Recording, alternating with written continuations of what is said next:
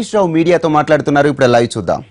కరువుతో అల్లాడుతున్న రైతులకు ఆత్మహత్యలు లేని ఆకుపచ్చ తెలంగాణ చేయాలని ప్రయత్నం చేసే కేసీఆర్ మీద మీరు విమర్శలు చేసేది. నేను అడుగుతున్నా, మరి పోలవరం కాడ ఎందుకు దీక్షలు చేయలే? 7 మండలాలు ముంచే చంద్రబాబు ఎందుకు మీరు అడగరు? చంద్రబాబును అక్కడ ఎందుకు దీక్షలు చేయరు? 1 ఎకరాకు రాదు కదా తెలంగాణకు, మనకు ఏమాత్రం ఉపయోగం లేదు కదా. మరి ఆ ప్రాజెక్టును ఎట్లా తెలంగాణ తెలుగుదేశం పార్టీ సమర్థిస్తుందో ఈరోజు సమాధానం చెప్పాల్సిన అవసరం ఉంది. ఇలాంటిదే విచిత్ర వైఖరి తెలుగుదేశం పార్టీది. ఇంకోటి, గత కాంగ్రెస్ ప్రభుత్వం ఉన్నప్పుడు మహబూబ్ నగర్ జిల్లాలో పాలమూరు ఎత్తిపోతల పథకానికి జూరాల నుంచి నీళ్లు తేవాలని ఇనీషియల్గా ప్రతిపాదన ఉండేది.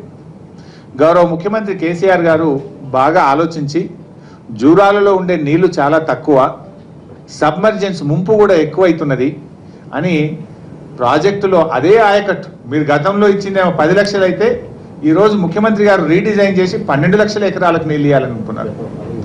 గతంలో ప్రతిపాదించిన జూరాల నుంచి పాలమూరు ఎత్తిపోతల పథకం కడితే 32 గ్రామాలు మునిగిపోతాయి. 32 గ్రామాలు మునుగుతాయి.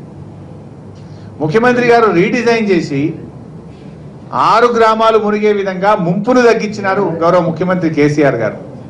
కానీ ఇదే తెలుగుదేశం పార్టీ ఏం చేసింది తెలుసా? పాత డిజైన్ ప్రకారమే కట్టాలి, 32 ఊర్లను ముంచాలని మహబూబ్నగర్లో ధర్నా చేసింది. 32 ఊర్లను ముంచాలి, పాత డిజైన్లనే కట్టాలంటారు.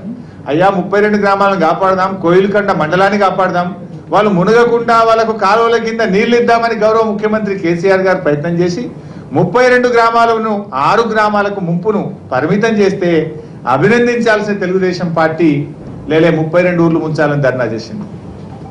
ఇదే నాయకుడు రేవంత్ రెడ్డి గారు మహబూబ్నగర్నేమో 32 ఊర్లు ఉంచమంటాడు. మెదక్ జిల్లా కరువుతో అల్లాడిపోతున్నది. ఉమ్మడి రాష్ట్రంలో 50 ఏళ్లలో ఒక్క ప్రాజెక్టు కానీ 1 ఎకరానికి నీళ్లు లోచుకోని జిల్లాలో ఇవాళ నీళ్ళు వచ్చే ప్రయత్నం చేస్తుంటే అక్కడనేమో ప్రాజెక్టే కట్టద్దని అడ్డుకునే ప్రయత్నం చేస్తారు. ఇది సబబేనా?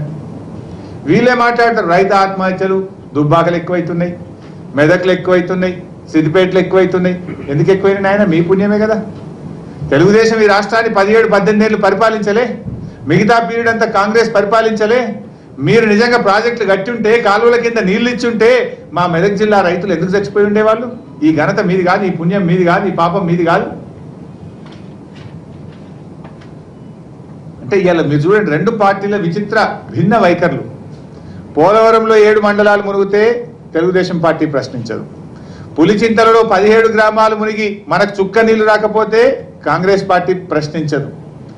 అయ్యా మునగకుండా పాలమూరులో 32 గ్రామాల నుంచి 6 గ్రామాలకు తగ్గిస్తే 32 ముంచుమని కొట్లాడుతుంది తెలుగుదేశం పార్టీ మహబూబ్నగర్ జిల్లాలో. అయ్యా 3 ఊర్లు మునగకుండా 49,000కు బదులు 52,000 ఎకరాలకు నీళ్లు ఇస్తామంటే 3 ఊర్లను ముంచుమని కొట్లాడుతుంది కరీంనగర్ జిల్లాలో కాంగ్రెస్ పార్టీ. ఇగో ఇక్కడ వచ్చేమో మల్లన్న సాగర్లో రాజకీయం చేస్తారు. ఇలాంటి ప్రతిపక్షాల యొక్క కుట్రలను దయచేసి తిప్పికొట్టాలి. రైతులు కూడా అర్థం చేసుకోవాలి. ఇది కేవలం రాష్ట్రంలో అభివృద్ధిని, తెలంగాణ ముఖ్యమంత్రి కేసీఆర్ గారు చేసే ప్రగతిని చూసి ఓర్వలేక ఈ ప్రగతిని అడ్డుకునేటువంటి కుట్రలు ఇలా ప్రతిపక్షాలు పాల్పడతా ఉన్నాయి. నేను అడుగుతున్నా, మీ విధానం ఒకటే ఉండాలి కదా. అక్కడ మేము ముంచము అంటే కరీంనగర్లో ముంచమంటారు, ఇక్కడనేమో తప్పదయ్యా అంటే ఇది కట్టద్దు ప్రాజెక్ట్ అంటారు. ఇంకోటి కూడా మీరు దయచేసి గమనించండి, గౌరవ ముఖ్యమంత్రి కేసీఆర్ గారు ఎంత బాగా ప్రాజెక్టులను రూపకల్పన చేసిందనడానికి నేను I will show you 1 example. Karimnagar జిల్లాలో ఎల్లంపల్లి ప్రాజెక్టు కట్టినారు కాంగ్రెస్ ప్రభుత్వ హయాంలో. ఎల్లంపల్లి ప్రాజెక్ట్ కెపాసిటీ ఎంత అండి? 20 టీఎంసీలు. దాని కెపాసిటీ 20 టీఎంసీలు. మునిగిన గ్రామాలు 21. 20 టీఎంసీల రిజర్వాయర్ కడితే మునిగిన ఊర్లు 21 ఎల్లంపల్లిలో. కుటుంబాలు 14,000 కుటుంబాలు మునిగినాయి ఎల్లంపల్లిలో. 14,000 కుటుంబాలు మునిగినాయి. Capacity of Yellampalli is only 20 TMC. అదేవిధంగా మిడ్ మానేరుకు ప్రతిపాదించారు. మిడ్ మానేరులో దాని కెపాసిటీ 25 టీఎంసీలు. అక్కడ మునుగుతున్న గ్రామాలు 11. మునుగుతున్న గ్రామాలు 11. కుటుంబాలు 25,000. 25,000. మల్లన్న సాగర్కి వస్తే ఈరోజు 50 టీఎంసీల రిజర్వాయర్లు. ఆ 2 కలిపితే కూడా ఎక్కువనే. ఏది ఎల్లంపల్లి 20, మిడ్ మానేర్ 25, రెండు కలిపిన దానికంటే ఎక్కువ 50 టీఎంసీలు. ఈరోజు మునుగుతున్న గ్రామాలు 7 ఆమ్లెట్లు 3-4 ఉంటాయి, యాక్చువల్ గ్రామాలు 7. అట్లా ఆమ్లెట్లు చూస్తే మీరు మిడ్మానేర్లో 11 ఫుల్ 7 హ్యామ్లెట్లు ఉన్నాయి. కానీ అట్లా చూసుకుంటే ఇలా మల్లన్న సాగర్లో కేవలం 7 గ్రామాలు, ఫ్యామిలీస్ 5,000. అంటే ఎంత మినిమం సబ్మర్జెన్సో మీరు చూడండి. అంటే మీరు ఎట్లా కట్టిన ప్రాజెక్టులు మేము ఎంత జాగ్రత్తగా ఆలోచించి చేస్తున్నాం. ఇంత తక్కువ సబ్మర్జెన్స్లో ఇలా ప్రభుత్వం ప్రతిపాదించింది. 50 టీఎంసీలు, 7 గ్రామాలు, 5,000 కుటుంబాలు. ఇది మిడ్మానేర్, సారీ ఇది మల్లన్న సాగర్. మిడ్మానేర్లో పోతే 25 టీఎంసీలు, 11 గ్రామాలు, 25,000 కుటుంబాలు.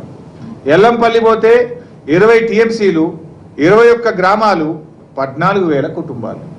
ఆ 2 కలిపితే కూడా తక్కువనే కదా. ఇంత బాగా ప్రభుత్వం డిజైన్ చేస్తే దీన్ని అభినందించాల్సినటువంటి మీరు దీన్ని వ్యతిరేకించడం అంటే ఇది రాష్ట్ర అభివృద్ధిని, పురోగతిని అడ్డుకోవడం కాకపోతే ఇంకేమవుతుంది అని నేను అడుగుతా ఉన్నా. ఈరోజు ప్రభుత్వం అసలు మీకు క్లారిటీ లేదు.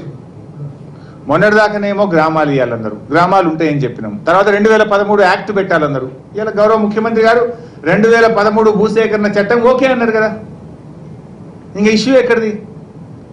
ఇవాళ రైతులకు ఏదైనా అన్యాయం జరిగితే ఆ బాధ్యత ప్రతిపక్షాలది. 2013 భూసేకరణ చట్టం ద్వారా ఇలా ప్రభుత్వం ముందుకు పోతున్నది. రేపు రైతాంగానికి జరిగే అన్యాయానికి మాత్రం బాధ్యత ప్రతిపక్షాలే వహించాల్సి ఉంటుంది.